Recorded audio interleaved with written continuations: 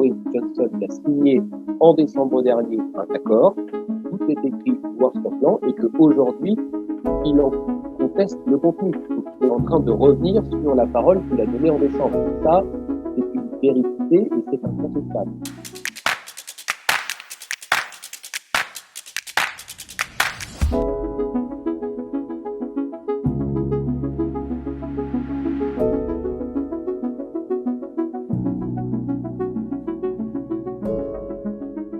C'est une rencontre qui était hyper importante pour Boris Johnson parce que c'est vrai qu'on a souvent dit qu'il était très proche, on va dire humainement et même parfois idéologiquement de Donald Trump. Il ne faut pas oublier que les États-Unis et le Royaume-Uni sont en négociation d'un accord de libre-échange qui est très très très important pour les Britanniques dans le cadre des partenariats commerciaux qu'ils sont en train de nouer avec le monde entier suite au Brexit. Donc Boris Johnson, il a besoin de bien s'entendre avec Joe Biden. Peut-être au-delà du style et peut-être moins sympa ou peut-être qu'ils ont moins d'affinité entre donc Boris Johnson et Joe Biden, entre Boris Johnson et Donald Trump, ça peut-être. Mais Boris Johnson a tout fait pour que l'arrivée de Joe Biden se bien.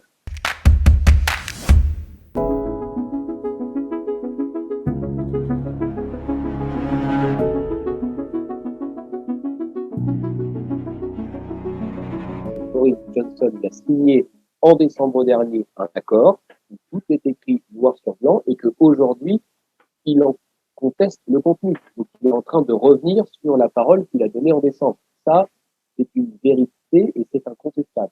Donc, c'est ça qui agace les Européens et c'est ça aussi que lui reproche Joe Biden. Après, sans doute qu'en décembre dernier, alors que la deadline avançait, Boris Johnson a été contraint aussi de faire des concessions. Euh, il a sûrement fait un gros compromis sur la question nord-irlandaise. Il essaie de revenir dessus. Là, c'est un gros défi pour Boris Johnson qui est d'assumer les conséquences, parfois les problèmes que le Brexit est en train de générer.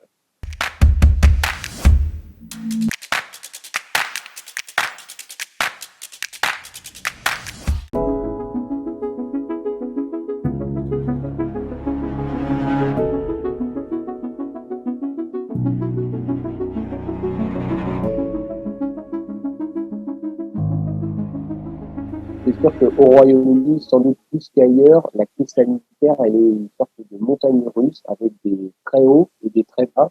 Et peut-être que les écarts entre les périodes de crise et les périodes d'espoir, ils sont encore plus forts, plus importants qu'ailleurs. Alors, ça tient à plusieurs choses. D'abord, il y a au début de l'épidémie, Boris Johnson pensait que le Covid-19, c'était pas grave.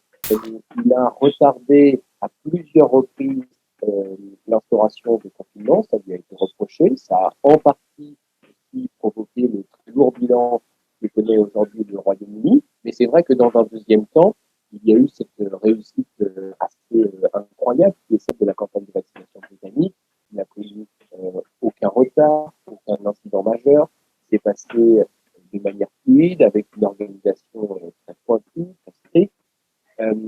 Donc ça a évidemment généré de l'espoir. Au milieu de tout ça, il y a eu d'abord le variant britannique et maintenant il y a le variant Delta. Le variant Delta, c'est vrai que Boris Johnson a tardé de 2 ou 3 semaines avant d'interdire les voyages en provenance de l'Inde pour des raisons diplomatiques et économiques, sans doute, mais il y a aussi une question de malchance. C'est-à-dire que probablement que si ce variant Delta était arrivé dans 2 ou dans 3 mois, c'est-à-dire à un niveau de vaccination bien plus élevé au sein de la population, peut-être qu'il n'aurait posé aucun problème parce que tout le monde aurait été protégé dans un niveau suffisant. Là, c'est pas encore le cas.